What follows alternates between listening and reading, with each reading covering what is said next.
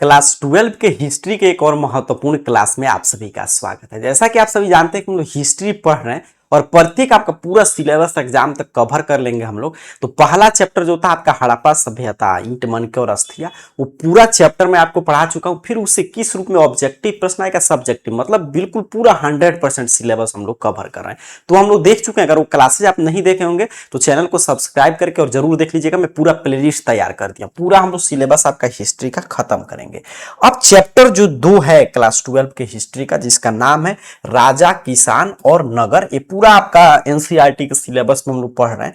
आरंभिक राज्य और अर्थव्यवस्था है, मतलब 600 ईसा पूर्व से और 600 ईस्वी तक की घटना हम लोग इसमें पढ़ेंगे। ईसा पूर्व मतलब जो आपका ईसा मसीह का जन्म था उससे पहले की घटना, और 600 ईस्वी उनके 600 मतलब ईसा मसीह के जन्म के 600 वर्ष पहले से लेकर 600 वर्ष बाद की घटना है वो हम लोग कवर करेंगे। इसमें पूरा मैं आपको वन लाइनर नोट्स और जो वही मैं चीजें बताऊंगा जहां से प्रश्न आता है, तो समझिए मैं आपको 100% आपका हिस्ट्री का सिलेबस कवर करा रहा हूं, और सिर्फ उस दृष्टिकोण से जिस दृष्टिकोण से प्रश्न पूछा जाएगा। क्योंकि इन गोल अपना वही है कि अपने पास नॉलेज हो और उसके साथ साथ जो 12 हिस्ट्री में प्रश्न आएगा जब पेपर में, वो हम लोग सॉल्व कर पाए। तो प्रश्न किस रूप में आता है उस दृष्टिकोण से हम लोग पढ़ रहे हैं। और जब पूरा मैं आज के क्लास में आपको पूरा चैप्टर पढ़ा दे रहा हूं, तो अगले क्लास में इसका ऑब्जेक्टिव फिर सब्जेक्टिव हम लोग चर्चा कर लेंगे।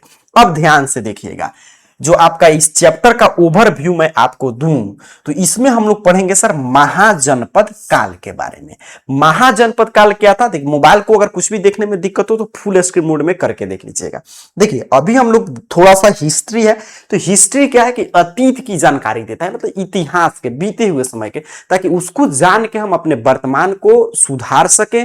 जो देखे कि अच्छा हिस्ट्री में ये एक गलती हुआ था, इस वजह से इनको ये नुकसान हुआ, तो वो अपने को नहीं करना है। और वर्तमान तो हमारा सुंदर होगा ही इससे, और भविष्य के लिए योजना भी हम लोग तैयार कर सकते हैं इसको ध्यान में रखते हुए। तो सबसे पहला सभ्यता था हड़प्पा सभ्यता, जिसका पहला शहर हड़प्पा 1921 में दयाराम साहनी के द्वारा खोजा गया। हम देखिए, हम लोग पढ़ रहे थे कि हड़प्पा सभ्यता था नगरीय सभ्यता था, वहां पे सुनियोजित नगर था, ठीक है, व्यापार वगैरह वहां पे होता था, कितना अच्छा, वहां पे नाली, आपका स्नान घर, हर एक चीजें था। लेकिन जैसे ही हड़प्पा सभ्यता का पतन होता है, जिसके कारण के बारे में इतिहासकारों में मतभेद है कि किस कारण से हड़प्पा सभ्यता का पतन हुआ। जैसे कुछ बोलते हैं कि बाह्य आक्रमण के कारण, कुछ बोलते हैं आपके मतलब कि जो बाह्य आक्रमण का, कुछ बोलते हैं कि बाढ़ वगैरह आ गया था इस वजह से। कुछ लोग को मानना है कि वहां पे मतलब लोग वहां पे जब नदी वगैरह सूख गया तो वहां पे चीजें लोग पलायन कर गए, मतलब जो भी कारण हो। लेकिन हड़प्पा सभ्यता का जब पतन हुआ, इसमें इतिहासकारों को मतभेद रहा है अभी तक कि इस कारण से पतन हुआ। तो उसके बाद से भारत में जो है, जो इतिहास में जो जानकारी मिलता है, उसके बाद छोटे छोटे स्तर पे राज्य हुए। मानव मतलब जो है, समझिए जिस तरह हड़प्पा सभ्यता था उस तरह की उन्नत सभ्यता बनाने में हम लोग को बहुत समय लग गया। तो उसके बाद इतिहास में जो महत्वपूर्ण काल है वो है महाजनपद काल, ठीक है, जहां पे इतिहास के स्रोत जो जानकारी देते हैं उससे, तो उसके इसलिए हड़प्पा सभ्यता का तो हम लोग क्या पढ़ेंगे, महाजनपद काल के बारे में। महाजनपद काल क्या है सर? तो 6ठी शताब्दी ईसा पूर्व, यहां पे देखेंगे 6ठी शताब्दी ईसा पूर्व से प्राचीन भारत में बड़े और शक्तिशाली क्षेत्रीय राज्यों का जो उदय हुआ वही है महाजनपद काल, जिसके बारे में आगे हम लोग पढ़ेंगे। प्रारंभिक राज्य व्यवस्था, मतलब जब फिर से ये चीजें बनने लगा महाजनपद काल में, जिस तरह राज्य का गठन कैसे शुरू हुआ वो हम लोग पढ़ेंगे कि राजतंत्रीय और गणतंत्रीय प्रणाली का विकास और राजनीतिक सुदृढ़ता कैसे हुआ। क्योंकि देखिए, मानव जो था, हम लोग पहले आदि मानव थे, तो आदि मानव से हम लोगों ने काफी चीजें, पहिया वगैरह का आविष्कार करते हुए, आग वगैरह का आविष्कार करते हुए हमने कृषि का आविष्कार किया। जैसे ही हमने कृषि का आविष्कार किया तब हमको, जब देखिए पहले तो मानव था हम लोग घुमंतु भोटिया टाइप के, आज यहाँ कल वहां जंगल पे डिपेंड है, जानवर को मार के खा जा रहे हैं, तो कहीं हमको एक आवास की आवश्यकता नहीं महसूस हुआ। लेकिन जैसे ही मानव जो है आपका, जब हम लोग मानव जो है कृषि वगैरह करना शुरू हुआ तो फसल उगाने में समय लगता था, तो वहां पे तो रहना होगा, और फिर चीज जैसे ही मानव कहीं पे रहेगा तो वहां पे अपने आवश्यकता अनुसार सभी चीजें एकत्रित करके रखेगा, तो उसको एक जगह से दूसरी जगह ले जाना काफी मुश्किल हो गया। तब मानव वहां पे अपना बस्ती बनाना शुरू कर दिया, तो उस तरह धीरे धीरे बस्ती बना, गांव बना। अब जैसे ही अब जहां पे लोग रहेगा वहां पे प्रशासन की आवश्यकता होगा कि लोगों को सुदृढ़ रखने के लिए, फिर प्रशासन में कैसे लोगों का चुनाव होगा, तो उसके लिए लोकतांत्रिक प्रक्रिया या राजतांत्रिक प्रक्रिया होगा, मतलब लोकतांत्रिक जो अभी चल रहा है, वोटिंग वगैरह सिस्टम सब सबका मत लिया जाएगा, या राजतांत्रिक मतलब राजा का आदेश होगा। तो वो चीजें धीरे धीरे डेवलप हुआ, तो वो हम लोग जानेंगे कैसे प्रारंभिक राज्य व्यवस्था शुरू हुआ। कृषि व्यवस्था उस समय का जो ईसा मसीह के जन्म के 600 वर्ष पहले से लेकर 600 वर्ष बाद के बीच में कृषि व्यवस्था कैसा था, तो उसमें लोहे का फाल का प्रयोग कैसे करते थे उसके बारे में हम लोग पढ़ेंगे। धान रोपाई की विधि कैसी थी, जैसे हड़प्पा सभ्यता में पढ़े थे उस तरह इसमें पढ़ेंगे। नहर प्रणाली द्वारा भारी कृषि उत्पादन के बारे में जानेंगे। फिर द्वितीय शहरीकरण, क्योंकि प्रथम शहरीकरण में हड़प्पा सभ्यता, मेसोपोटामिया की सभ्यता ये सब आती है।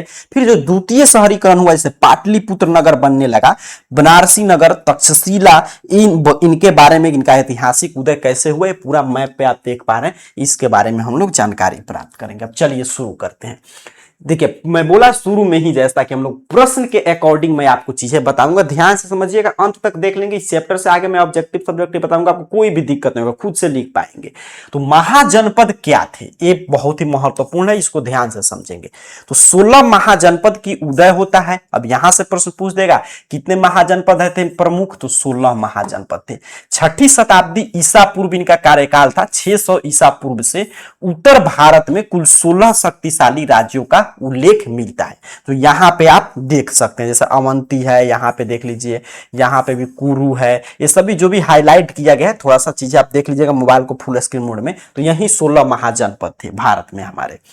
मुख्य इसमें की कहां पे जानकारी मिलता है सर 16 महाजनपद का, इसका स्रोत क्या है, तो बौद्ध ग्रंथ है अंगुत्तर निकाय। अब ये भी प्रश्न पूछे कि महाजनपद के बारे में कहां से जानकारी मिलता है, तो अंगुत्तर निकाय से। अगर आपका मतलब कि ऑप्शन में रहे कि भगवती सूत्र, तो इससे भी जानकारी मिलता है। तो दो प्रमुख है जो बौद्ध ग्रंथ है, बौद्धों का ग्रंथ अंगुत्तर निकाय, और जैन ग्रंथ है भगवती सूत्र, इनसे प्रमाणिक इसकी जानकारी मिलता है। 16 राज्य का नाम, डिटेल, उसकी प्रशासनिक व्यवस्था कैसा था।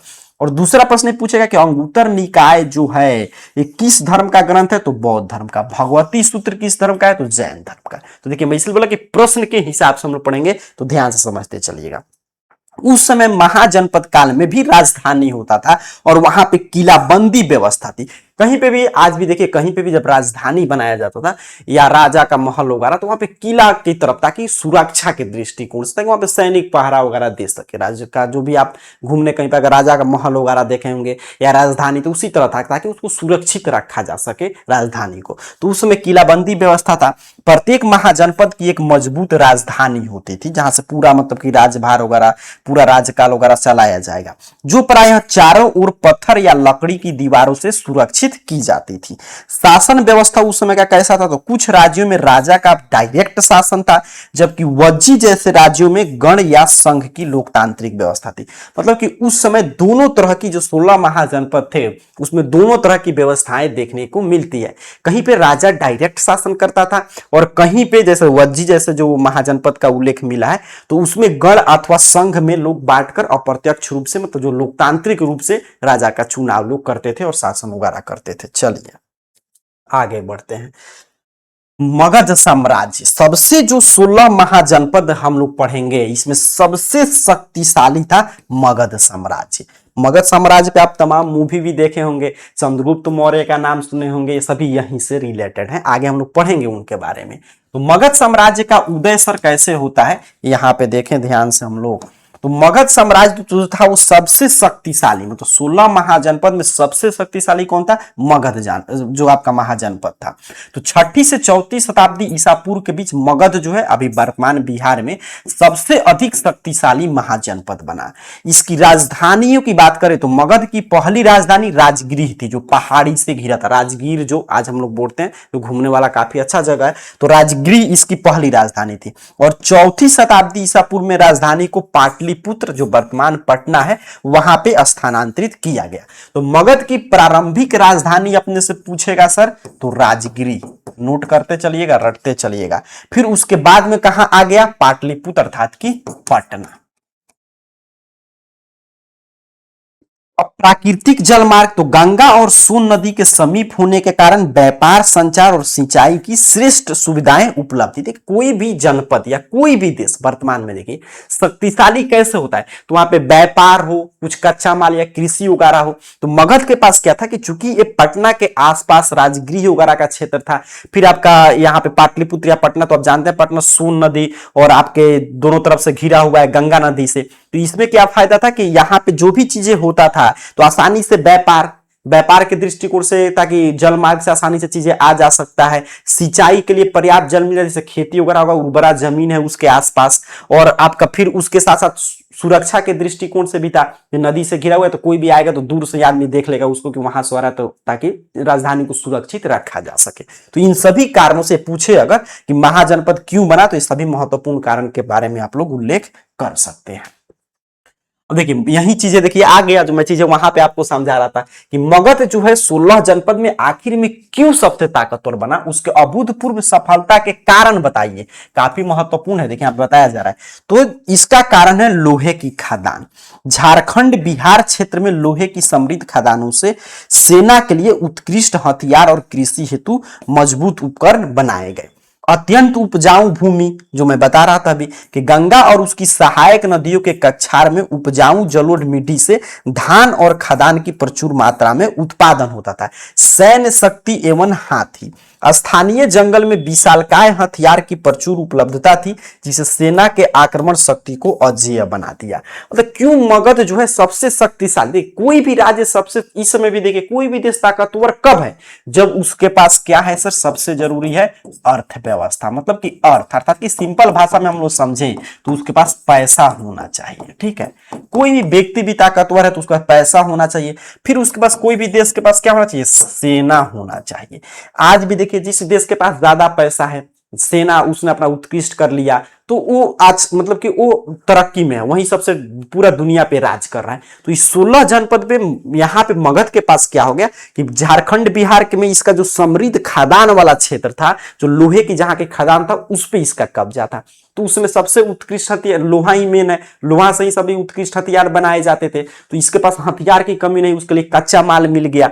अब सर वहां के लोगों के लिए चाहिए खाने वगैरह की व्यवस्था, तो उसके लिए मगध के पास जो देखे दृष्टिकोण, उसका जो मैप में हम लोग देखें तो वो आपका उसका राजधानी था पटना। तो मगध इसी गंगा और सोन नदी के किनारे आसपास था। तो इसमें सहायक नदियों से कक्षार में जो मतलब जो आप पढ़े होंगे भूगोल अगर आपका सब्जेक्ट होगा, तो जो दो तरह की भूमि हम लोग पढ़ते हैं, एक बांगर एक खादर, तो वो सब भूमि इसके पास उपलब्ध था। तो वहां पे धान और खदान फसल अच्छा खासा हो जाता था, जो लोग खाते भी तो, और व्यापार के दृष्टिकोण से वहां पे जल मार्ग से एक दूसरे जगह पे पहुंचाया जाता था, तो व्यापार भी अच्छा से चल रहा था। और इसमें जंगल भी, जो राजगीर वाला क्षेत्र है वो पूरा जंगल का वाला क्षेत्र है, तो वहां से स्थानीय जंगल से हाथी घोड़ा ये सभी चीजें जो भी था, जो सेना के मतलब की शक्ति को बढ़ा रहा था, वो सभी जानवर लकड़ी वगैरह आसानी से प्राप्त हो जा रहा था। तो यही महत्वपूर्ण कारण था जो सभी 16 जनपद में आपको मगध को सबसे शक्तिशाली बना दिया।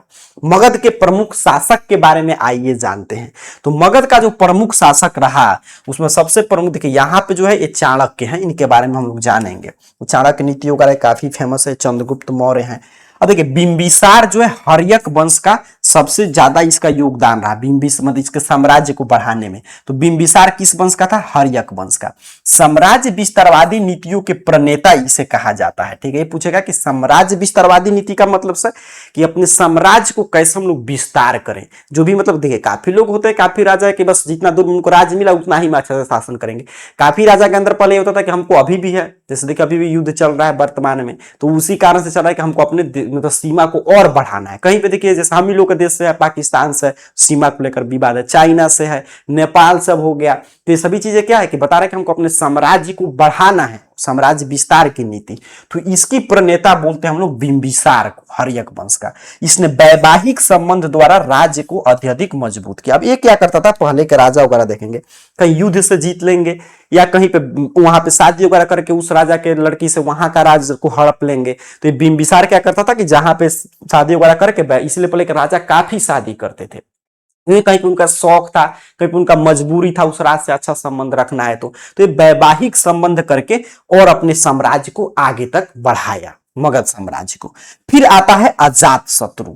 तो अजात शत्रु जो था ये बिंबिसार का ही पुत्र था, जिन्होंने युद्ध नीति और रथ मुसल जैसे नवीन हथियारों के प्रयोग से पड़ोसियों को परास्त किया। अजात शत्रु क्या था, तो ये लड़ के अपने साम्राज्य को आगे की तरफ बढ़ाया। फिर आता है नंद वंश का पहला शासक महापद्मानंद। ये मगध साम्राज्य की सीमाओं को उत्तर भारत से दूर तक फैलाने वाले क्रांतिकारी सम्राट था। तो नंद वंश का जो था महापद्मानंद, प्रथम शासक था, ये भी पूछेगा। नंद वंश का प्रथम शासक कौन था? तो महापद्मानंद। मतलब कि मगध को बढ़ाने में किसका योगदान रहा? तो बिंबिसार जो हर्यक वंश का था उसने मगध के मतलब कि सीमा को बढ़ाया। फिर अजात शत्रु, फिर महापद्मानंद आता है नंद वंश का संस्थापक, ये भी उसके सीमा को काफी आगे तक लेकर गया। इसके बाद देखिए यहाँ पे बता रहा है कि मौर्य साम्राज्य का मतलब जो उदय हुआ, अर्थात कि साम्राज्य के लिए कोई भी जब राज्य बन रहा है, और साम्राज्य या राज्य वही चीज है, स्टेट या देश जब डेवलप होता है तो उसके लिए एक अपना सीमा चाहिए, ठीक है, उसका एक सीमा चाहिए। फिर उसके साथ साथ साम्राज्य के लिए अपना एक सेना चाहिए सुरक्षा व्यवस्था के लिए, और फिर इकोनॉमी तो जरूरी है, बिना इकोनॉमी के सभी चीजें संभव नहीं हो पाएगा। अब बता रहा है कि मौर्य साम्राज्य का जब उदय हो रहा था तो ये भारत का पहला अखिल साम्राज्य बना, क्योंकि जो हड़प्पा सभ्यता में हम लोग पढ़ रहे थे तो हड़प्पा सभ्यता तो एक नगरीय सभ्यता था, वो एक लिमिटेड था, वहां पे सब युद्ध होगा रहा कुछ नहीं था। लेकिन यहाँ पे पहला जो है एक ऐसा साम्राज्य बना जो आपका मगध साम्राज्य, जिसका शासन लगभग लगभग पूरे भारत में था। तो मौर्य साम्राज्य भारत का पहला विशाल संगठित और केंद्रीकृत साम्राज्य था आपका, इसलिए सबसे शक्तिशाली हुआ 16 महाजनपद में। स्थापना काल की बात करें तो चंद्रगुप्त मौर्य द्वारा 321 ईसा पूर्व में, फिर मैं कह रहा हूं ईसा पूर्व मतलब ईसा मसीह के जन्म की पहले की घटना की हम लोग बात करें, नंद वंश के अंतिम शासक घनानंद को पराजित कर इस महान साम्राज्य की नींव रखी। मौर्य वंश की यहां से कहानी शुरू हो रहा है। जैसे हम लोग अभी पढ़ रहे थे तो आपको ये याद रखना है कि नंद वंश, तो नंद वंश का संस्थापक कौन था? महापद्मानंद था। और उसको उसका अंतिम शासक पूछेगा तो घनानंद था। और घनानंद को परास्त करता है कौन? चंद्रगुप्त मौर्य चाणक्य के सहायता से, और विशाल मगध साम्राज्य की नींव वहीं से पड़ा। आगे की तरफ बताया जा रहा है कि प्रशासनिक जो नियंत्रण था वो कैसे था? तो साम्राज्य के 5 मुख्य राजनीतिक केंद्र थे।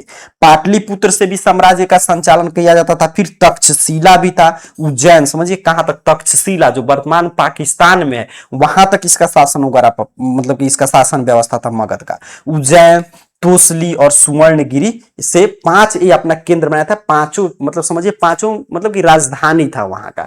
और लेकिन मुख्य राजधानी कौन था आपका? पाटलिपुत्र। बाकी सभी जगह से शासन व्यवस्था देखिए अभी क्या है, वर्तमान में सभी हम लोग का राजधानी है दिल्ली, तो अभी सभी चीजें व्यवस्थित है, फिर भी हर एक स्टेट का एक अपना अपना राजधानी है। कोई भी पहले और जल्दीबाजी में ना कहीं सूचना पहुंचता था, कोई व्यक्ति आएगा तो सूचना देगा, तो इसलिए जिस तरह अभी आप देख रहे हैं वर्तमान में तो सूचना पहुंचाना आसान है, लेकिन उस समय काफी मुश्किल था। तो इसलिए जहां जहां कोई भी राज्य जब अपना राज्य कोई भी राजा विस्तार करेगा तो ज्यादा जब दूरी है तो उसको एक स्टेट जिस तरह इसमें राज्य में बांट देगा, उस तरह बांट के और वहां का राजधानी वगैरह बना के एक छोटा सा, और उसको दे दिया जाता है कि वो चीजें वहां का जो भी राजनीतिक व्यवस्था उसको संचालित करो, वो लोग वहां पे मेन राजा के पास रिपोर्ट करेंगे। मतलब जो भी ये 5 बनाया था अपना मुख्य राजनीतिक केंद्र, लेकिन सब लोग कहां पे रिपोर्ट करते थे? मुख्य यही था पाटलिपुत्र। बिहार में देखिए सबसे पहले आपका पहला जो लोकतंत्र था वैशाली लिच्छवी, उसकी भी स्थापना सबसे पहले दुनिया को लोकतंत्र सिखाने वाला राज्य बिहार ही था। और जो सबसे पहला सुगठित आपका जो ये मगध साम्राज्य की हम लोग चर्चा कर रहे हैं ये भी बिहार में था। बौद्ध धर्म, जैन धर्म जो भी आप पढ़ेंगे सबका उद्भव स्थल बिहार था। समझिए उस समय कितना हम लोग समृद्ध थे, और आज देख लीजिए बिहार सबसे पिछड़े राज्य में आता है, सबसे गरीब राज्य में हम लोग हैं। बताया जा रहा है चंद्रगुप्त मौर्य और आचार्य चाणक्य, जो भी प्रश्न आता है वही हम लोग सीखेंगे यहाँ पे। तो कौटिल्य या चाणक्य, मतलब कि चाणक्य को कई नाम से आपको पूछेगा प्रश्न में, कौटिल्य पूछ सकता है तो भी चाणक्य की ही बात कर रहा है, या चाणक्य पूछेगा तो ये तो फेमस ही है इसी नाम से, या विष्णुगुप्त पूछे तो वो भी इन्हीं का नाम था। तो ये चीजें समझते चलिएगा। कह रहा है कि चंद्रगुप्त मौर्य के गुरु और महामंत्री जिनकी सहायता से नंद साम्राज्य का पतन सुनिश्चित हुआ। ये काफी आप डिटेल में या मूवी में या कहीं पे वेब सीरीज वगैरह में आप देखे होंगे कि कैसे मतलब कि जो चंद्रगुप्त मौर्य, देखिए उस समय क्या परिस्थिति था कि सिकंदर का आक्रमण बढ़ रहा था। सिकंदर जो विश्व विजेता सिकंदर जिसे हम लोग बोलते हैं, जो पूरा विश्व पे विजय अभियान के तौर पर काफी देश को उसने लगभग परास्त कर दिया था, वो भारत पे आ रहा था। उस समय ये सभी आचार्य थे, ये लोग उस समय शिक्षा देते थे गुरुकुल टाइप, जैसे तक्षशिला, नालंदा, ये सब विश्वविद्यालय में। तो इन्होंने गए जो कहानी जो इतिहास में बताया जाता है, तो ये जाते हैं आपके उस समय जो सबसे शक्तिशाली राज्य था वहीं रोक सकता है सिकंदर को, तो सबसे शक्तिशाली था मगध। तो उसके राजधानी पाटलिपुत्र जाते हैं और उसका अंतिम शासक था काफी क्रूर घनानंद। तो घनानंद के पास जाकर विनती करते हैं कि सिकंदर को रोकिए, तो इनको थोड़ा सा मतलब कि बेइज्जत वगैरह करके वो भेज देता है, बोलता है कि मतलब तुम्हारा काम है पढ़ाना वगैरह, अब तुम मुझे थोड़ा बहुत सिखाओगे कैसे राजपाट चलाते हैं। तो यही सब चीजें जो इतिहास में जानकारी मिलता है। तो उसके बाद ये चंद्रगुप्त मौर्य को पूरा ट्रेंड करते हैं और चंद्रगुप्त मौर्य इनको गुरु मानता था। उसके बाद जब ये मगध साम्राज्य का नींव डाला घनानंद को मार के, तो इनको महामंत्री के पद पे नियुक्त किया। तो इसके इनके सहायता से नंद साम्राज्य का पतन हुआ और वहां से आपका मौर्य साम्राज्य का उदय होता है। अर्थशास्त्र नामक ग्रंथ, तो इनके रचनाकार थे चाणक्य ही। चाणक्य द्वारा रचित ग्रंथ अर्थशास्त्र में मौर्य प्रशासन, राजनीति और कर व्यवस्था की विस्तृत प्रामाणिक विवरण मिलता है। मतलब ये पूछेगा मौर्य समाज, मतलब मौर्य जो आपका साम्राज्य था उसके बारे में जानकारी कहां से प्राप्त होता है सबसे प्रामाणिक, तो चाणक्य के आपके अर्थशास्त्र में। इसका नाम है अर्थशास्त्र, लेकिन जो अभी हम लोग आपका सब्जेक्ट है इकोनॉमिक्स, तो उस तरह नहीं था। भले इसका नाम था अर्थशास्त्र, लेकिन प्रशासन के बारे में, राजनीति के बारे में, मतलब मौर्य साम्राज्य का प्रशासन कैसे संचालित हो रहा था, वहां की राजनीतिक व्यवस्था कैसी, कर व्यवस्था, टैक्स सिस्टम किस रूप में था, ये सब जानकारी मिलता है। विदेशी संबंध, चंद्रगुप्त ने सेल्यूकस निकेटर को हराकर, वहीं जो सेल्यूकस निकेटर कौन था, आपका जो सिकंदर के हम लोग चर्चा कर रहे थे उसका सेनापति था। तो सेल्यूकस निकेटर को हराकर यूनानी प्रभाव समाप्त किया और मेगास्थनीज राजदूत को अपने दरबार में स्थान दिया, जिसकी राजधानी इंडिका है। तो मतलब जो आपका यूनान का एक राजदूत था मेगास्थनीज, ये भी पूछता है कि यूनान का राजदूत मेगास्थनीज किसके दरबार में आया था, तो चंद्रगुप्त मौर्य के दरबार में। तो जो ये सेल्यूकस निकेटर, कोई भी पहले राजा जब चलता था ना, कोई भी चाहे भारत का या अलग मतलब देश का, तो वो हमेशा अपने साथ एक राइटर रखता था जो इतिहास उसके बारे में, उसका जीवनी कहां पे क्या घटना, यही स्रोत था, वो लिखेंगे। तो सिकंदर के साथ चला था सेल्यूकस निकेटर, उसका सेनापति, और मेगास्थनीज जो यूनान का राजदूत था। तो सेल्यूकस निकेटर को ये हराया चंद्रगुप्त मौर्य, और सेल्यूकस निकेटर के हराने के बाद मेगास्थनीज जो था वहां का राजदूत, उसको अपने दरबार में स्थान दिया। तो मेगास्थनीज जो रचना लिखा इंडिका, तो उसमें भी मौर्य साम्राज्य के बारे में जानकारी, मतलब मौर्य साम्राज्य के बारे में जानकारी प्रमाणिक स्रोत जो है वो दो पुस्तक है। एक आपका अर्थशास्त्र जो है चाणक्य का, दूसरा मेगास्थनीज जो यूनान का राजदूत था उसकी पुस्तक इंडिका। चलिए आगे की तरफ बढ़ेंगे, ध्यान से चीजें समझते चलेगा। पूरा चैप्टर में जहां से प्रश्न आ सकता है वो हम लोग पढ़ रहे हैं। अब अशोक, तो अशोक जो है ये भी मौर्य वंश का ही शासक था। चंद्रगुप्त मौर्य होता है, फिर आपका बिंदुसार होता है, फिर आपका अशोक। तो अशोक के समय हुआ कलिंग युद्ध, जो आप बचपन में पढ़े होंगे। तो कलिंग युद्ध जो है कहीं पे देखिए अशोक चक्र को ही अपना अशोक चक्र हुआ, अशोक स्तंभ जो हर जगह आपको देखने को मिलता होगा, इसको भारत के मतलब चिन्ह के रूप में हम लोग अपनाए हैं इसको।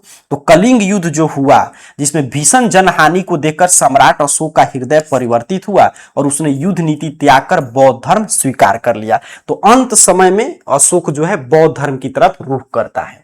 इसने धर्म की नीति दिया, मतलब ये धर्म को अपना थोड़ा सा अलग बोलता था, जैसे हम लोग धर्म बोलते हैं, तो ये बौद्ध धर्म में धम्म के नाम से इसका अशोक का धम्म का काफी प्रचलन है। मतलब बौद्ध धर्म के प्रचार प्रसार के लिए इसने एक शब्द दिया धम्म।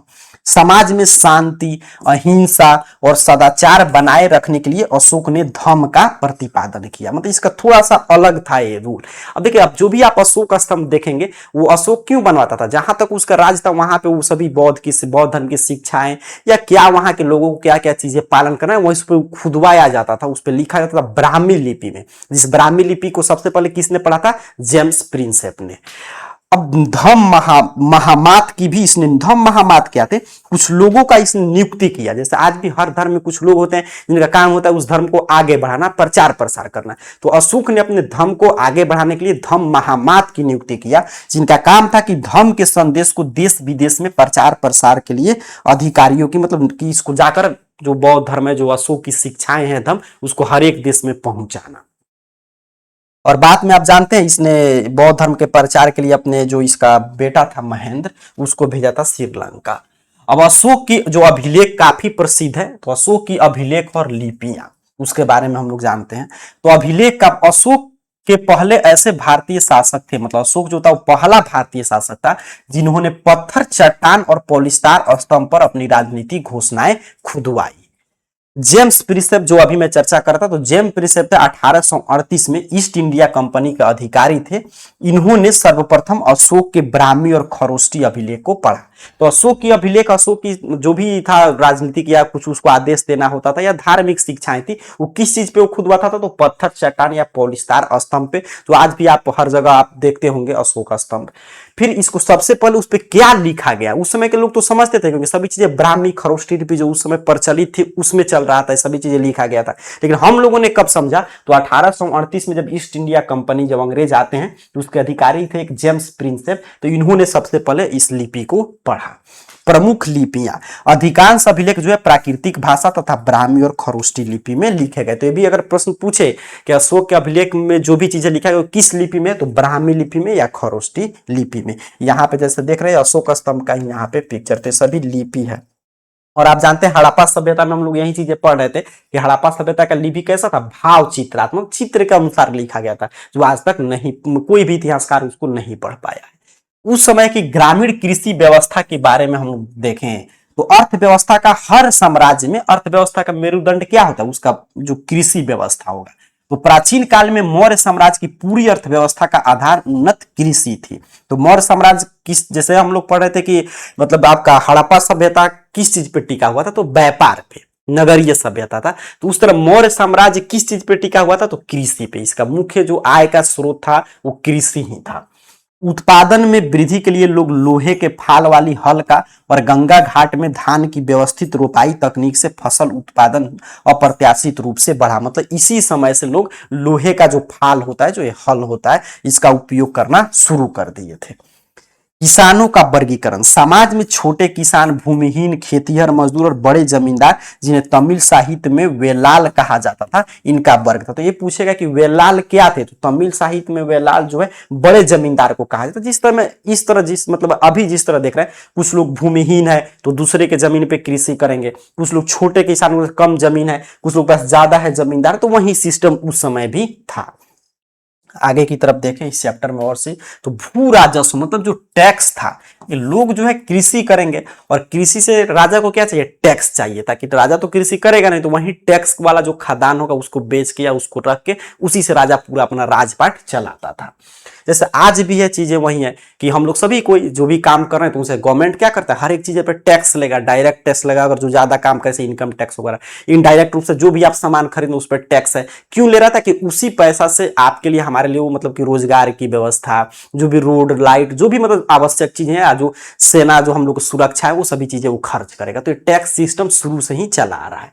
तो जो टैक्स उस समय व्यवस्था था उसमें था कि जो भी फसल पे कर लगता था कि जितना आपका उपज होगा उसका 1/6 भाग राजकीय कर के रूप में वसूला जाता था, कि जो कि मौर्य साम्राज्य में आय का प्रमुख साधन था।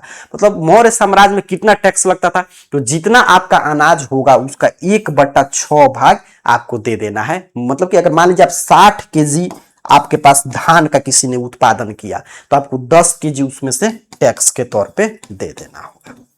ठीक। स्थानीय संग्रह, कर का संग्रह मतलब कर कौन लेते थे, किस रूप में संग्रहित होता था? तो कर की गणना और संग्रह का काम राज्य द्वारा नियुक्त विशेष राजकीय अधिकारी द्वारा किया। जैसे इस समय भी है कि टैक्स के लिए सरकार अधिकारी नियुक्त करता था, उस समय उसी तरह उस समय भी था। वहां पे राजा जो है उस अधिकारी की नियुक्ति किया था जो जाकर टैक्स वगैरह की व्यवस्था को देखते थे। छूट की भी व्यवस्था था कि अकाल अगर पड़ गया, बाढ़ आ गया या भीषण प्राकृतिक आपदा आ गया तो उस समय किसानों को कर में रियायत दिया जाता था। यह भी एक ऐतिहासिक प्रावधान था। मतलब देखिए काफी राज्य जब हुए, जैसे इसके बाद हम लोग पढ़ेंगे जब मुगल साम्राज्य का उदय होता था, तो उसमें काफी ऐसा राजा हुआ जो आप भले ही काम करे या न करे, आपका अनाज हुआ नहीं लेकिन टैक्स देना ही है। लेकिन मौर्य साम्राज्य में क्या था, अशोक के समय खासकर, कि टैक्स में छूट मिलता था। अगर मान लीजिए किसान अकाल आ गया या बाढ़ आ गया तो किसान के पास कुछ है ही नहीं देने के लिए, तो उसमें माफ कर दिया था टैक्स, या कम हुआ तो जैसे 1/6 है तो उसको और कम कर दिया जाता था। चलिए अब यहां पे देखिएगा कि उस समय जो है ग्रामीण प्रशासन व्यवस्था कैसे था, मतलब गांव में किस रूप में। तो राजधानी की हम लोग चर्चा कर लिए, गांव में लोग कैसे रहते थे। तो ग्राम संगठन, ग्राम प्रशासन की सबसे छोटी इकाई क्या था? आपका ग्राम संगठन। यह ग्रामीण लोगों के बीच शांति और न्यायिक सहयोग बनाए रखता था। जैसे इस समय आप देखते हैं हमारे यहाँ ग्राम पंचायत की व्यवस्था है, तो छोटे छोटे जो मसले हैं वो गांव के स्तर पे ही सुलझाने के लिए एक संगठन बनाते थे, और जो भी छोटा छोटा मसला है वो गांव के स्तर पे ही सुलझा लिया जाता था, उस समय से परंपरा चला आ रहा है। ग्राम प्रमुख, ग्रामिक या जिसे भोजक के भी नाम से जाना जाता था। तो गांव का मुखिया अत्यंत शक्तिशाली पद था, जो आजकल भी देखेंगे पंचायत में मुखिया सबसे शक्तिशाली पद होता है, उसी तरह उस समय भी था। तो जो राजा और स्थानीय ग्रामीणों के मध्य मध्यस्थ का कार्य करता था। मतलब इस समय जैसे आप देखते हैं मुखिया का चुनाव होता है 5 साल, उस समय वहां पे नहीं था। जो भी राजा नियुक्त कर दिया या लोगों ने जिसको एक आदमी को चुन दिया कि मुखिया है, तो उसका काम क्या है कि गांव की जो भी समस्या है उसको राजा से अवगत कराना, फिर राजा जो भी संदेश दे रहा है उसको गांव के लोगों के बीच में पहुंचाना, एक काम था। स्वायत्ता, गांव में कर निर्धारण, कृषि विवाद को निपटारा और सिंचाई व्यवस्था की स्थानीय योजना पंचायत के मुखिया स्वयं करते थे। मतलब राजा इनको छूट भी थे, पावर भी दिया था कि गांव से कितना कर लेना है वो खुद निर्धारण कर सकते हैं। अगर कृषि संबंधित कोई भी विवाद है तो उसका निपटारा ये कर सकते हैं। और सिंचाई व्यवस्था, जो भी उस समय क्या था कि नहर वगैरह से, मतलब नहर को तोड़कर हर जगह जैसे नाला टाइप निकाल कर वहां से सिंचाई का वही व्यवस्था था, तो उसके बारे में भी जो निर्णय लेना है ले सकता है। जिस तरह इस समय देख रहे हैं कि कोई भी किसी पद पे तो सरकार उसको वहां पे कुछ ना कुछ पावर दिया है, ये व्यवस्था शुरू से ही मौर्य साम्राज्य में भी देखने को मिलता है। सिंचाई व्यवस्था किस रूप में था, तो इसमें सिंचाई व्यवस्था के लिए राजकीय प्रोत्साहन, मतलब राजा की तरफ से प्रोत्साहित भी किया जाता था कि कृषि उपज में निरंतरता सुनिश्चित करने के लिए चंद्रगुप्त मौर्य और अशोक जैसे शासकों ने राजकीय स्तर पर जलाशय का निर्माण कराया। क्योंकि इन लोगों को लगता था, देखिए कोई भी राजा समझ रहा है कि टैक्स लोग कहां से देगा, उसमें कृषि से टैक्स है, तो ज्यादा उत्पादन ज्यादा टैक्स, तो उत्पादन ज्यादा हो जो टैक्स सरकार ले रहा है उससे उस समय के राजा भी क्या करते थे कि हर जगह जलाशय वगैरह ताकि लोग वहां से आसानी से सिंचाई कर सके। क्योंकि देखिए नदी जो है उस पर आप डिपेंड है, तो नदी का एक लिमिट है कि इस समय बाढ़ आ जाएगा, इस समय इतना पानी रहेगा, काफी सीजन में पानी नहीं रहेगा, तो इनसे निपटने के लिए जलाशय वगैरह का भी निर्माण कराया गया था। सुदर्शन झील काफी प्रसिद्ध है। ये पूछेगा सुदर्शन झील कहां पे है, तो गुजरात में है। चंद्रगुप्त के राज्यपाल द्वारा निर्मित प्रसिद्ध सुदर्शन झील इसका सबसे बड़ा ऐतिहासिक और तकनीकी प्रमाण है। सुदर्शन झील जो है मौर्य साम्राज्य के समय ही चंद्रगुप्त जो एक राज्यपाल नियुक्त किया था वहां का शासन व्यवस्था देखने के लिए, उसके द्वारा बनाया गया था। और कहां पे है, गुजरात में है। पारंपरिक तरीके भी था, मतलब जो आपका कुआं से, नहर से, छोटा तालाब से भी सिंचाई वगैरह होता था। चलिए आगे की तरफ हम लोग देखें तो उस समय अब नगर का उदय होना शुरू होता है। जो भी नगर, देखिए नगर कैसे बनता है, सब हड़प्पा सभ्यता, तो हड़प्पा सभ्यता तो पूरा नगरीय सभ्यता था। अब नगर की आवश्यकता कैसे पड़ता है, जब कहीं पे कृषि ज्यादा होगा, जब कच्चा माल का उत्पादन होगा, या लोग ग्रामीण गांव के स्तर पे, छोटे छोटे स्तर पे कुछ ना कुछ बनाएंगे, तो उसको बेचने के लिए कोई ना कोई जगह चाहिए। तो शहर का मतलब क्या होगा कि नगर किस तरह बनो, वहां पे लोग सिर्फ व्यापार करेंगे, वहां पे कृषि वगैरह होगा नहीं, जो भी चीजें यहाँ से कच्चा माल होगा उसका वहां पे मतलब ले जाकर उसको सेल आदमी कर सकता है। तो जैसे ही यहाँ पे जब लोगों के पास आवश्यकता से अधिक खदान हुआ तो उसको बेचने के लिए कुछ ना कुछ चाहिए, तो उस समय नगर की व्यवस्था शुरू हो गया, नगर फिर से उत्पन्न होने लगे। तो नगर का विकास जो है 6ठी शताब्दी ईसा पूर्व में कृषि सरप्लस, वही मैं बताया कृषि सरप्लस का मतलब क्या होता है कि कृषि जो हम लोग कर रहे हैं, तो जो भी हमारे खाने से आवश्यकता से, मतलब जो हमारा कोई भी कृषि करेगा तो अपने खाने भर का चीजें रखेगा, उससे जो ज्यादा है वो क्या करेंगे हम लोग, तो उसको सेल करेंगे। तो जब कृषि में सरप्लस हुआ, मतलब ज्यादा जब आवश्यकता से अधिक लगा चीजों का उत्पादन होने, और व्यापक व्यापारिक जब गतिविधि हुआ जिसके कारण एक देश से दूसरे देश में भी मतलब कि सामान वगैरह भेजा जाने लगा, और नगर जो है इसी के कारण विकसित हुए।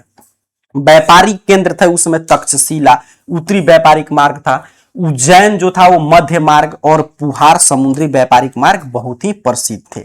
सुरक्षित जीवन, नगरों में अधिकांश समृद्ध घरों के चारों ओर गहरे जल निकासी नाला और मजबूत दीवार की किलाबंदी की गई। ठीक है, तो उस समय भी जो था आपका, अभी भी जिस समय देखिए शहर क्या सेफ है, लोग गांव से शहर की तरफ क्यों रुख करते हैं, क्योंकि शहर में अच्छा एजुकेशन सिस्टम है, स्वास्थ्य है, सुरक्षा है, तो वो चीजें उस समय से चला आ रहा है। फिर कह रहा है कि पाटलिपुत्र के बारे में, जो सबसे पहला महानगर बना हमारे बिहार में, तो पाटलिपुत्र ही था। राजकीय वैभव, पाटलिपुत्र आधुनिक जो पटना है उसमें मौर्य साम्राज्य का अत्यंत वैभव राजधानी था और प्रशासनिक केंद्र था। मेगास्थनीज, जो अभी हम लोग मेगास्थनीज के बारे में चर्चा कर रहे थे, यूनान का जो राजदूत था, तो यूनानी राजदूत के अनुसार पाटलिपुत्र में 570 बुर्ज और 64 प्रवेश द्वार थे, तथा राजा का विशाल महल अत्यंत विहंगम लकड़ी का बना था। मतलब मेगास्थनीज जो अपना विवरण लिखा है आपका इंडिका में, वो बताता है कि पाटलिपुत्र काफी सुंदर था। ठीक है, उसका मतलब काफी वो तारीफ वगैरह किया है। सामरिक अवस्थी, तो गंगा गंडक, जो अभी हम लोग पीछे भी पढ़ रहे थे, गंगा गंडक और सोन नदी के संगम पर स्थित होने के कारण जल मार्ग से सुरक्षा और व्यापार का महाकेंद्र था। मतलब जो ये क्यों ये ज्यादा इसका वैभव हुआ, क्योंकि पाटलिपुत्र जो राजधानी बना मौर्य साम्राज्य का, वो तीन तरफ से, एक तरफ से गंगा नदी से और एक तरफ से सोन नदी से, एक तरफ से गंडक नदी से घिरा हुआ था।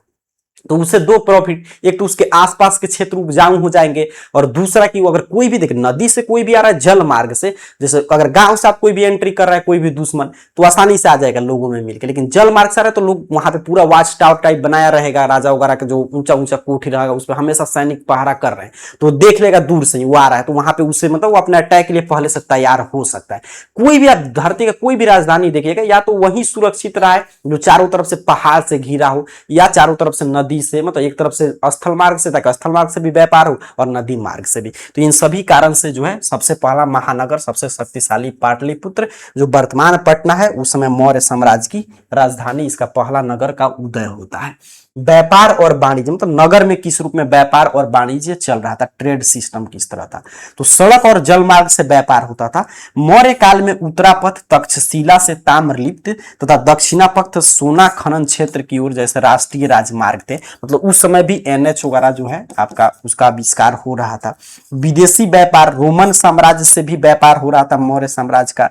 दक्षिण पूर्व एशिया और मध्य पूर्व के साथ मसाला, बारीक सूती कपड़े और हाथी दांत की वस्तुओं का निर्यात होता था, मतलब विदेश में भी सामान्य आ जा रहा था। ये हड़प्पा सभ्यता में हम लोग पढ़े थे, उस समय भी मेसोपोटामिया के सभ्यता से, ईरान इराक से भी वहां पे व्यापार होता था। मौर्य साम्राज्य में वही चीजें फिर से शुरू हुआ। सुरक्षित कारवा था, डाकुओं से सुरक्षा के लिए व्यापारी प्रायः बड़े समूह के साथ यात्रा करते थे।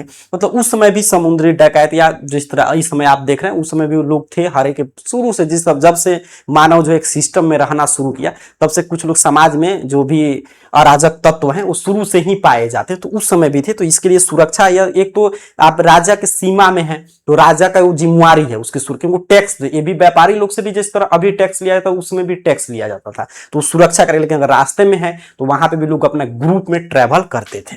चलिए आगे बढ़ते हैं। अब यहाँ पे कह रहा है श्रेणियां, मतलब व्यापार में कितना जो है श्रेणी बनाया गया था। व्यापारिक संघ, जो मतलब आज भी है व्यापारिक संघ, जो भी व्यापारी लोग हैं उनका एक समूह। तो प्राचीन भारत में शिल्पकार और व्यापारियों का संगठित समूह को क्या बोलते थे, श्रेणी कहा जाता है। श्रेणियां कच्चे माल की खरीद, वस्तुओं का निर्माण एवं गुणवत्ता तथा मूल्य निर्धारण का पूर्व संचालन करती है। मतलब उसमें भी व्यापारिक संघ था जिसका काम था कि कच्चा माल कहाँ से आप खरीद सकते हैं, कहाँ पे चीजें वस्तु का निर्माण होगा, उसका क्वालिटी किस रूप में होगा, उसके साथ उसका मतलब प्राइस कितना रखा जाएगा, ये सब ये निर्धारण करते थे व्यापारिक संघ। वित्तीय बैंक, श्रेणियां प्राचीन काल में बैंक के समान कार्य करती थी, जहां धनी लोग धन जमा करते थे और जरूरतमंद को ऋण दिया जाता था। तो शुरू से व्यवस्था चला आ रहा है। अब आगे की तरफ देखें तो सिक्कों का प्रचलन, मतलब कि जो आपका आप जानते हैं उसके पहले क्या था, आपका वस्तु विनिमय प्रणाली था। तो वस्तु विनिमय प्रणाली में क्या होता है कि आप वस्तु से वस्तु बदल रहे हैं। जब पहले मानव सभ्यता का विकास हुआ तो वस्तु विनिमय प्रणाली था, तो उसमें वस्तु से वस्तु बदलते थे। जैसे मान लीजिए मेरे पास धान है, आपके पास गेहूं है, तो मैं आपको धान दूंगा, बदले में गेहूं दूंगा। अब इसमें काफी दिक्कत होता था वस्तु विनिमय प्रणाली में, क्योंकि आप मान लीजिए कुछ चीजें हैं, जैसे ठीक है धान के बदले आपने गेहूं लिया, अब किसी के पास समझिए दूध है, किसी के पास धान है, तो धान ले रहा है तो धान तो काफी दिन तक रख सकता है, क्या वो दूध उस मात्रा में कितना दिया जाए, कितना गेहूं के बदले में, ये सभी काफी दिक्कत था। तो इसको दूर करने के लिए क्या आया हमारा, मौद्रिक विनिमय प्रणाली, मतलब मुद्रा का हमने आविष्कार किया। तो उस समय भी सिक्का वगैरह चल रहा था व्यापारों के लिए। तो आहत सिक्के थे। भारत के सबसे प्राचीन ज्ञात सिक्का धातु, चांदी और तांबे से बना आहत सिक्के थे, जिन पर चीन ठप्पा मारकर बनाए जाते थे। प्रथम सोने का सिक्का, प्रथम शताब्दी ईस्वी में भारत में सबसे पहले सोने का सिक्का कुषाण शासक ने बड़े पैमाने पर जारी किया। तो ये पूछेगा कि आहत सिक्के क्या थे, तो ये भारत मतलब कि प्राचीन भारत में चांदी और तांबे के बने सिक्के थे जिन्हें आहत कहा जाता है। और सबसे पहला सोना का सिक्का किसने चलाया था, कुषाण ने चलाया था। तो ये भी आप याद रखिएगा। गुप्तकालीन सिक्के, गुप्त सम्राटों ने इतिहास के सबसे सुंदर और शुद्ध सोना का सिक्का दीनार जारी किया। तो सबसे पहला सिक्का आपका कुषाण, और सबसे शुद्ध सोना का सिक्का तो गुप्त सम्राट में जारी हुआ, जिसे दीनार कहा जाता है। देखिए उस समय सिक्का ऐसा ही था। वर्तमान जो आप क्वाइन देखते थे वैसा नहीं है, इसी तरह था आपका, वहीं पे चिन्ह वगैरह यहाँ पे रहता था। चलिए, इतिहास जानने के प्रमुख सूत्र, मतलब ये सभी चीजें कहां से मिलता है, तो इसका स्रोत है, जैसा शुरू में हम लोगों ने पढ़ा कि चाणक्य का अर्थशास्त्र, मेगास्थनीज की इंडिका, पुराण और बौद्धों का जो है आपके जो पुराण है उसमें भी इसकी जानकारी, और बौद्ध जैन धर्म का साहित्य, अभिलेख का भी साक्ष्य मिलता है, जैसे चट्टान और पत्थर पर खोदे गए सम्राट अशोक के विभिन्न शिलालेख, हरिसेन द्वारा रचित प्रयाग प्रशस्ति में भी इसका ये भी पूछता है कि हरिसेन प्रयाग प्रशस्ति की रचना किसने किया था, तो हरिसेन ने। सिक्के और मुद्रा शास्त्र, विभिन्न राजाओं द्वारा जारी सोना, तांबा और चांदी के सिक्के जो राजवंश के कालक्रम और आर्थिक दशा को प्रकट करते हैं कि किस तरह मतलब सिक्का वगैरह का विकास हो रहा था। अब यहां पे देखिए वो चीजें तो खत्म हुआ, लेकिन क्या क्या महत्वपूर्ण है जो वहां से प्रश्न पूछता है, तो ये चीज हम लोग पढ़ चुके हैं, मैं जल्दी से इसका रिवीजन करा दे रहा हूं कि ब्राह्मी लिपि को सबसे पहले किसने पढ़ा था, तो एक आपका था ईस्ट इंडिया कंपनी का कर्मचारी जेम्स प्रिंसेप, तो इसने 1838 में अशोक के शिलालेख की लिपि को पढ़ा। तो ये प्रश्न आएगा, पढ़े, मैं सिर्फ रिवीजन करा रहा हूं। हरिसेन और समुद्रगुप्त, समुद्रगुप्त के राजकवि हरिसेन, तो ये पूछेगा हरिसेन कौन थे, समुद्रगुप्त के राजकवि, इन्होंने संस्कृत में प्रयाग प्रशस्ति, इलाहाबाद स्तंभ लेख, बात वही है, इसकी रचना की जो गुप्त राज्य का प्रमुख स्रोत है। तो प्रयाग प्रशस्ति किनकी रचना है, हरिसेन, किस भाषा में, संस्कृत में, इसे किस कहां है, तो इलाहाबाद स्तंभ लेख भी बोलते इलाहाबाद में है, और इसमें किस साम्राज्य की जानकारी मिलती है, तो गुप्त साम्राज्य की। अशोक के उपनाम से प्रश्न आता है, तो अशोक के अभिलेख में उसे देवा नाम प्रिय, मतलब देवताओं का प्रिय, पियदसी, सुंदर मुखाकृति वाला कहा गया। प्रश्न पूछा भी था कि पियदसी का अर्थ क्या होता है, समझिए, देखिए फर्स्ट टर्मिनल एग्जाम में आपको पूछा था, अगर आप एग्जाम का आपको प्रश्न याद होगा तो सुंदर मुख आकृति, इसमें बोला इससे बाहर कोई प्रश्न नहीं आएगा। अंगुतर निकाय जो है आपके 16 महाजनपद का सर्वप्रथम स्पष्ट वर्णन बौद्ध ग्रंथ अंगुतर निकाय में मिलता है। मैं रिवीजन करा रहा हूं आपको, वन लाइनर फैक्ट्स बता रहा हूं, जहां से सीधे सीधे प्रश्न आएगा, इससे पूरा चैप्टर मैंने आपको समझा दिया। 16 महाजनपद में सबसे शक्तिशाली, मेरे साथ दोहराइए सर, मगध था, बिल्कुल सही। मगध की प्राचीनतम पहली राजधानी राजगृह थी, जिसे गिरिब्रज भी कहा गया है।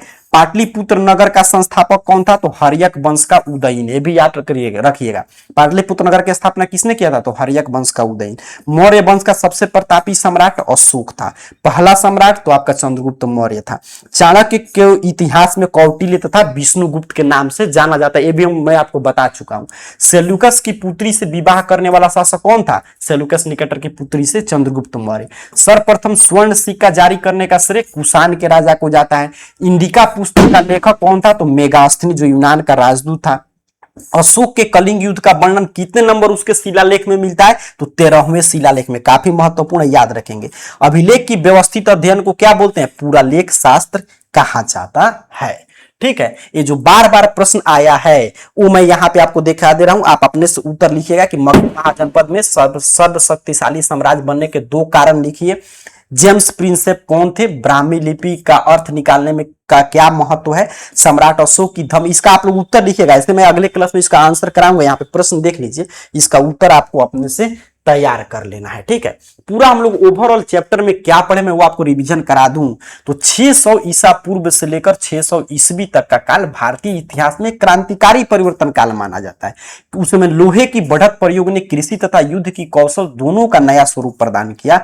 मगध भौगोलिक सुरक्षा, लोहे की खदान और युग शासकों के बल पर शिखर पे, मतलब 16 जनपद में सबसे शक्तिशाली हो गया। चंद्रगुप्त मौर्य ने सर्वप्रथम बार देश को एक सुदृढ़ प्रशासनिक सूत्र में पिरोया। सम्राट अशोक ने धर्म के माध्यम से हिंसा को त्याग कर लोक कल्याण का मार्ग अपनाया, हम लोग पढ़ चुके हैं, सिर्फ मैं रिवीजन करा रहा हूं। ग्रामीण स्तर पे भू राजस्व 1/6 भाग राजा की आय और शक्ति का मुख्य आधार था। व्यापारिक प्रगति के लिए श्रेणियों का गठन और आहत सिक्कों का प्रचलन शुरू हुआ। इतिहास के निर्माण में अभिलेख, बौद्ध जन्म ग्रंथ और सिक्कों का केंद्रीय भूमिका रही। तो ये पूरा जो चैप्टर था मैंने आपको समझा दिया। चैप्टर 1 भी पढ़ चुके हैं। अगले क्लास में हम लोग मिलेंगे, इसको 2 बारी 3 बारी देकर कंठस्थ कर लीजिएगा, तो अगले क्लास में हम लोग आपके इससे ऑब्जेक्टिव और सब्जेक्टिव प्रश्न की चर्चा करेंगे। तब तक इसको 1-2 बार देकर नोट्स तैयार कर लीजिए, और सभी PDF notes Telegram WhatsApp channel वगैरह पर भेज दिया जाएगा, सबका लिंक डिस्क्रिप्शन बॉक्स में, तो नीचे डिस्क्रिप्शन बॉक्स से कीजिएगा, वहां से Telegram WhatsApp channel Facebook Instagram कहीं पर भी आप ज्वाइन हो सकते हैं, तो जरूर जुड़ जाएगा, वहां पर नोट्स मिल जाएगा, अपना नोट्स बनाते चलिए। मिलते हैं अगले क्लास में, तब तक के लिए पढ़ाई करते रहिए। आप सभी को बहुत बहुत धन्यवाद।